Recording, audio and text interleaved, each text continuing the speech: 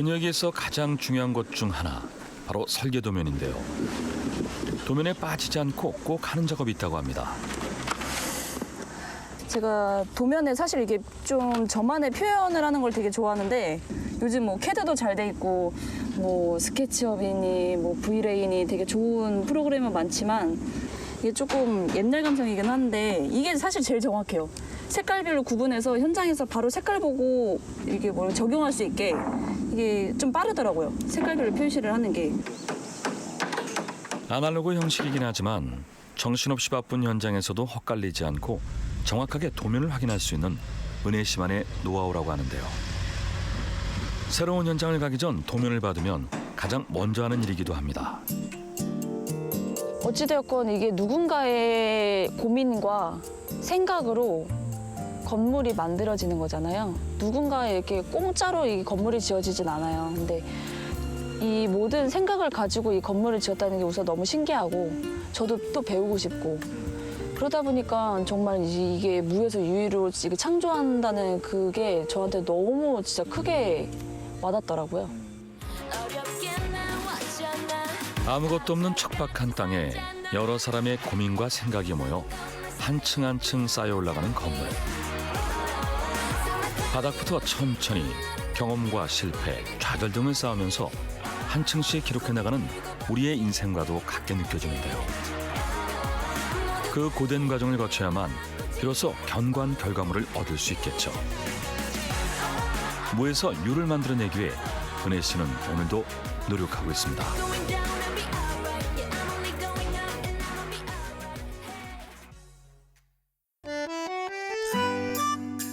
며칠 후 제작진에게 꼭 보여줄 것이 있다는 그녀. 그녀를 만난 곳은 경기도 평택의 한 건물 앞이었는데요. 익숙하게 주변을 둘러보는데 무슨 삶이라도 있는 걸까요?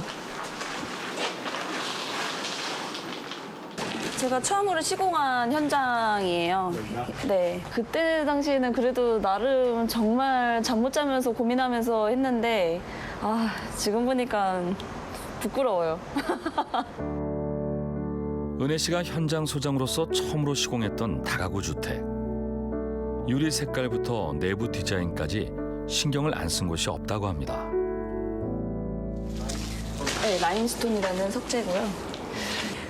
저기 강원도에 산불 났을 때 기억나세요? 거기에 나머지 집들이 다 타고 그 유일하게 한 집이 안 타고 남아 있었던 집이 있대요. 근데 그 집의 마감 자재가 이 라임스톤 석재였대요. 여기가 이제 트렌치가 이게 놔야지 되는 공간이에요. 뭐요? 트렌치라고 빗물이 안으로 유입되지 않게끔 배수 역할을 하는 곳인데 대부분 저렇게 다른 현장들은 조금 옛날 방식의 좀 예쁘지 않은 이제 기성된 제품을 이제 많이 썼지만 저는 좀 길게 좀 모던하게 가고 싶어서 그래서 다른 현장이랑 조금 느낌이 아마 달라 보일 것 같아요. 이제 일반인들은 건물 보면 이쁘네, 건물 색깔 이쁘네 이 정도지만 건설인들은 이런 디테일한 부분을 많이 아마 볼 것 같아요. 저도 많이 보고 다니고. 그날 오후 오랜만에 동네 치킨집을 찾은 그녀. 오늘 이곳에서 특별한 시간을 보내기로 했는데요. 뭐 하는 거야? 웃지 말고 왜 웃어? 찍는 데잖아. 찍을 때는 웃으면 안 되는 거죠. 엄마랑 아빠는 요즘 뭐 드시고? 이제 많이 좋아지셔가지고 아빠도? 아빠는 뭐. 중학교 때부터 진짜 아주 고생을 하더니. 진짜 너는 진짜 성공해야 돼. 진짜. 정말 다른 사람보다 너는 무조건 성공해야 돼. 그때 저희 아버지 아프신 분 아셨어요? 그래, 너네 아빠 아팠고 니네 엄마도 그때 아팠었잖아. 그리고 강아지도 아팠고 니네 집에. 강아지도 아팠었잖아. 강아지까지 맞아. 저희 후라이드 하나랑 양념 하나. 반갑게 맞아주는 사장님. 양념 하나. 네. 사실 이곳은 은혜 씨가 아르바이트를 했던 곳입니다. 제가 이제 처음 일을 한 거는 중학교 1학년 때였거든요.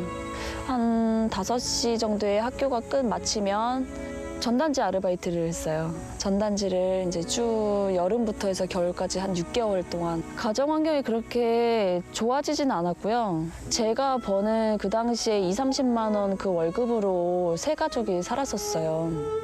고등학교 진학을 하면서 이제 햄버거 가게에서 아르바이트를 쭉 했는데 그 당시에 한 3시간밖에 못 잤어요.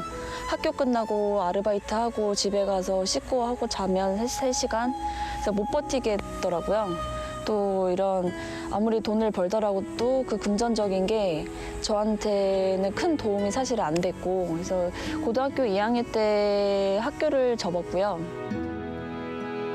공장 아르바이트부터 주차 요원, 병원 안내 등 생계를 위해 쉬지 않고 일을 해야 했다는데요.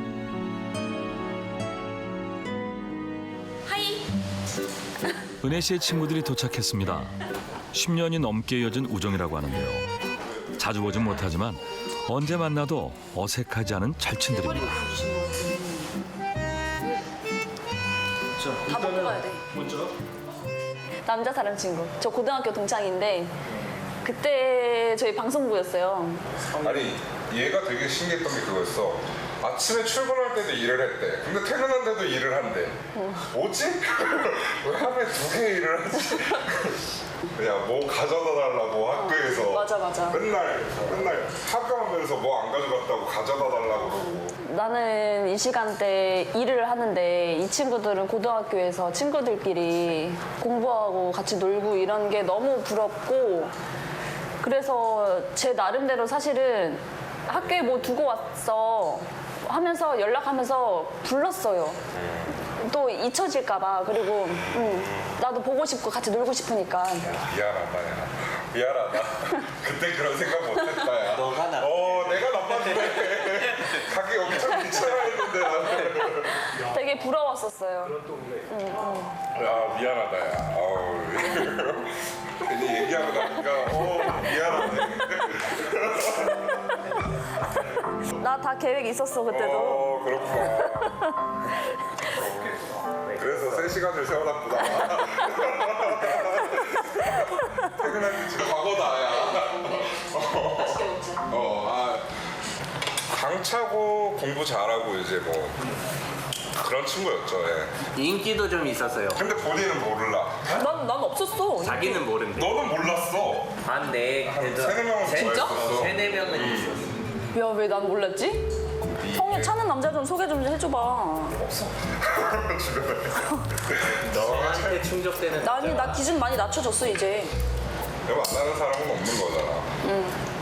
괜찮은 사람도 없어 주변에? 기회가 없어. 아이, 진짜 현장에서 일하고 밖에 나가는 거는 차 끌고 나가니까는 뭐 사람 만날 기회도 없고 나도 평범하게 결혼해서 애기 엄마 하고 집에서 살림하면서 꽃에 물 주면서 아니야 너는 아이가 있어도 넌 자 가자 이럴 거 같아. 그거 안 돼. 넌 그거 안 돼. 출동!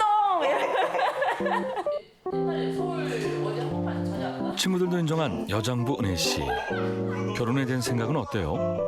결혼은 하고 싶죠? 하고 싶은데 하기 싫어요. 솔직히 말씀드리면 저는 근 10년 이상을 책임감만 가지고 살아왔거든요. 근데 다시 또 가정을 꾸렸을 때 또 책임감이 생기는 것 같고요.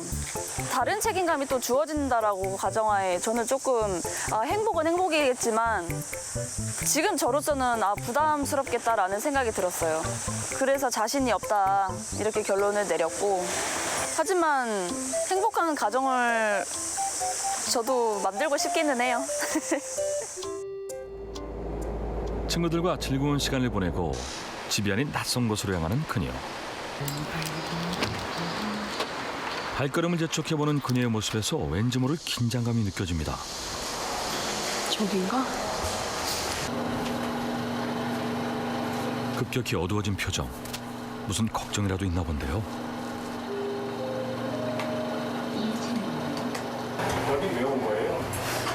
전 회사에서 급여랑 퇴직금이랑 이런 거 아직까지 못 받았는데 답도 없고 마냥 기다릴 수도 없고 돈 나갈 때도 많고 그래서 한번 고용노동부에 상담 한번 받으러 왔어요. 지속적인 임금 체납 때문에 이직도 했지만 여전히 급여랑 퇴직금을 받지 못한 상태라고 합니다. 저희 그 급여 임금 세부 거는 어디다가? 과연 해결 방법을 찾아 밀린 임금을 받을 수 있을까요?